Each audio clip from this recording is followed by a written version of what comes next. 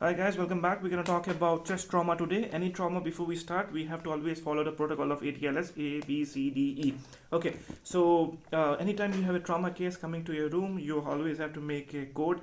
You have to start with the triad system. You have to have all the equipments, all the nurses, paramedic, and doctors, surgeon, physician ready for the action. Okay, so any trauma, no matter it's a head trauma, neck trauma, chest trauma, abdominal trauma, groin trauma, your limb, upper limb, lower limb, any trauma, you don't have to worry. You just have to follow the protocol of ATLS. Okay, airway. You have to see the airway is open or not, because if your GCS is 7 or less than 7, you won't be able to maintain your tongue. So your tongue will fall backward. Your tongue is a very big muscle. Okay, and it's having its own weight, so it will fall back and will obstruct the airway. Second thing, you might be vomiting. If you're having a vomit inside the mouth, it can go inside and go into your lungs. Third, there can be blood in your mouth. The blood can also go in your mouth, so you have to make sure the air is open or not. Anytime a patient comes, you have to tell the patient to speak. If he's able to speak, it's very important that if he's able to speak, say, hey, what's your name, where are you? It will give you two main information. If he is able to speak, the air is open, and the second thing, he is not in shock, because he won't be having altered sensorium. Okay, most likely the patient who's coming in trauma will be having altered sensorium. They will not say they're having pain. They will be very calm. Okay, so a very important thing, that whenever you see a patient in emergency room, I preferably want the patient should be screaming, should be shouting in pain.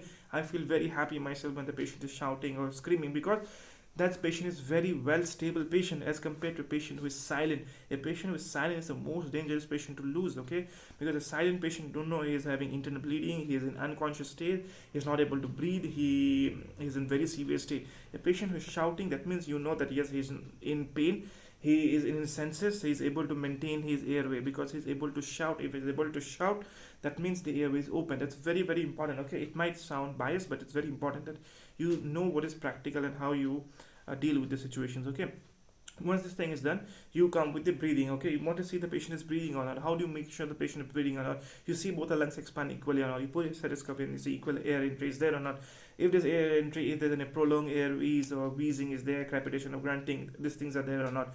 But in emergency room, we want to make sure in trauma cases that air entry is there. That's it. We don't want to see he's having pneumonia or something. Pneumonia, we will deal it later. But first, we want air should go into your lungs. Okay, and let's say, okay, in the airway, if the patient is having difficulty in breathing, you have too many ways: jaw thrust and chin lift. Okay, chin lift is this, and jaw thrust, you will place your thumbs onto your angle and then protrude the jaw outside. Okay, jaw thrust is done in case we are suspecting a neck trauma. Please remember, any trauma that a patient comes to ER, always suspect, always suspect he's having a cervical trauma or back trauma, unless proven otherwise. All the patient coming to ER should be suspected that they're having trauma to on the spinal cord or the cervical area or the head.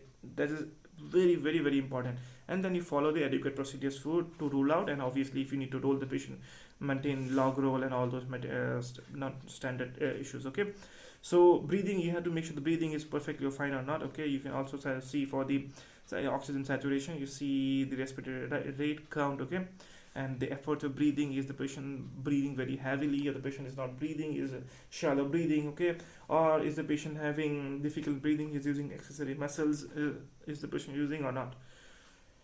Now once you do it, once you go for circulation, see, you want to see the blood pressure is adequate or not. Is the blood pressure recordable or not recordable? Most of the times in patient who comes in ER, crashing BP, BP is very rarely recordable. Okay, it's very difficult to record the BP because you don't hear the correct of sound in the first place. Okay, then you see for the peripheral pulse. If peripheral pulse is also absent, you go for central pulse. Okay, as you go towards more center of the body, the more vital the pulse comes out. Okay, if I'm having a patient whose peripheral pulse is gone, whereas the vital pulse is present, the central pulse is present, it's okay. But a patient who's having peripheral pulse is gone and the central pulse is also gone, that is more dangerous. Okay, you have to understand this. The third and D, and now you come for disability. In disability, you have to see for the GCS scale. Okay, and you never mentioned GCS 13 by 15 or 15 by 15. No, you just say individual component, three components, individual three components. Very important. Okay, once you do the GCS scale, now you go for evaluation. Evaluation means you want to find out, is the patient having another trauma also or not, because if a road traffic accident happens, the person might go flying.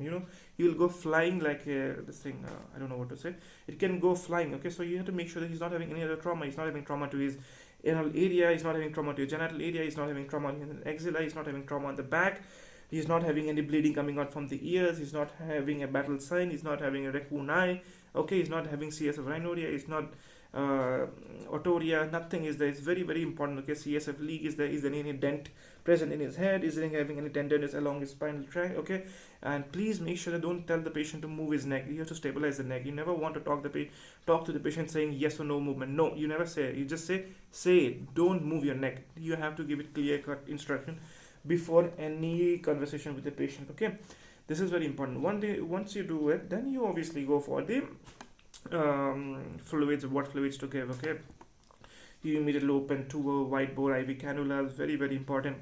You start with tetanus toxide, we give with vitamin K to stabilize. Okay, then you also can start with tranexamic acid to start with the coagulation cascade to accelerate. Okay, these are things you're going to do. Now let's say you're having a chest trauma. Okay, so whenever you're having a chest trauma, because why before starting of this chest trauma I started to say all about the trauma, because any trauma you always have to follow this criteria A, B, C, D, E, F. Okay, always you have to follow this criteria. Then comes any kind of trauma. Okay, whenever you're having a chest trauma, there can be two types, again penetration and blunt trauma. Please understand, whenever you're having your lungs is covered with two outer layer, visceral layer and parietal layer. Between these two layers, there's very less amount of fluid. Okay, that is very less amount of fluid. It helps to expand the lungs and relax the lungs and to reduce the friction between them. So you are having the lungs, it's covered with two layers, visceral layer and parietal layer. There should not be fluid in between these two layers, and there should not be air between these two layers. If there's fluid, if there's air in between these two layers, this is called as tension pneumothorax. That means the air is going inside that. The lungs is not able to expand, so lungs is slowly and progressively getting collapsed inside. Okay, so when the lungs is getting collapsed, so what will be the case? Okay, when you put the stethoscope, you won't be able to hear the breath sound in that place. Okay, and to compensate that, the patient will start to increase the respiratory rate, and then you do a chest X-ray. Whenever you do a chest X-ray, in the chest X-ray, you will see the trachea is shifted. The trachea is shifted. Either see whenever the trachea is shifting, there can be two reasons. Either something is pushing the trachea in one side, or something is pulling the trachea inside. Any collapsed lung, any fibrosis, the trachea will be pulled. How when will the trachea pushed? Will be any mass, any fluid, any mass, any tumor will push the trachea. Okay, this is the only these two reasons you want to know about trachea, and I can also feel with the trachea with this. Okay, once you do it, you will see the respiratory rate is also high. In X-ray, you will be able to see collapsed lung. Okay, the bronchiovascular marking will be absent. That's how you know that okay, the patient is having tension pneumothorax. How do you manage tension pneumothorax? Fifth intercostal space, you prick with a wide bore cannula needle. Okay, and you release the tension. Okay, very important in the mid axillary line in adults. Okay, so once you do that, the patient is stabilized. The patient is stabilized, right? And whenever you're having a chest trauma, there can be mainly three causes that of chest trauma. Can be cardiac tamponade, there can be tension pneumothorax and hemothorax. Okay, in cardiac tamponade, again the heart is also covered with a sac. Okay, pericardial sac. So if that sac is containing blood, if the sac is containing blood, the heart will not be able to pump. It will get squeezed inside the outer layer of the heart. That is the pericardial sac. Same thing happens in your lungs also. That is known as tension pneumothorax. Okay, so how do you know you're having pericardial blood collection? So in tension pneumothorax, you will be having decreased air entry or no air entry, and you will see the bronchiovascular markings will be gone. Okay, in trauma to the heart, you will not be able to see, there will be no any changes with the bronchiovascular markings, or there will be no difference in the auscultation findings. Very very important. Okay, and in hemothorax, if you have a hemothorax, if you see the BP, in hemothorax there's so much amount of blood. Actually the pulse and the BP drops. Okay, and one more thing you have to focus is that whenever you see a trauma patient, okay, so there's not just one person jumping into it action.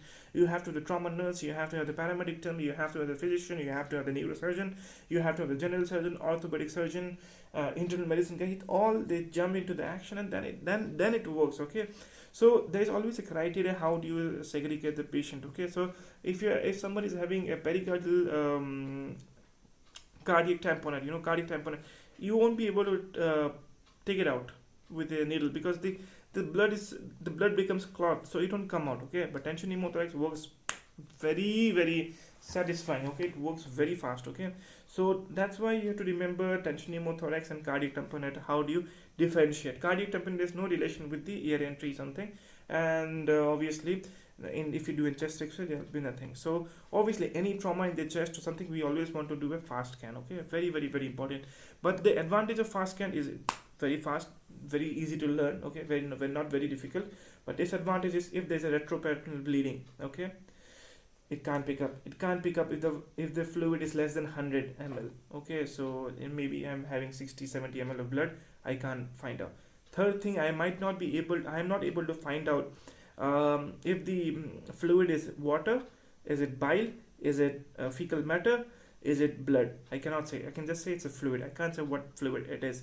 And whenever I do a USG, just remember, whenever there is bone or gas, air, it doesn't go hand in hand. So if there's bone, the USG will not work. If there's gas, the USG will not work. Okay, so that was about the basic understanding about chest trauma, for to differentiate between cardiac tamponade and tension pneumothorax. And obviously hemothorax will be, everything will be exaggerated. Again, in hemothorax also you won't be having anything issue with the air entry or something. Okay, so anytime you're having a chest trauma, please make sure that you manage the patient very well. You see the patient is breathing or not. Okay, you need to know the patient should be stabilize the patient. At any time, if there is a unstable patient, you always want to stabilize the patient. Okay, do not worry about his hand, do not worry about his pain, just stabilize the patient first. Make sure that his breathing, his circulation is intact, his air is open. Okay, his disabilities are, there is no further damage. You're trying to control the bleeding, the apply pressure.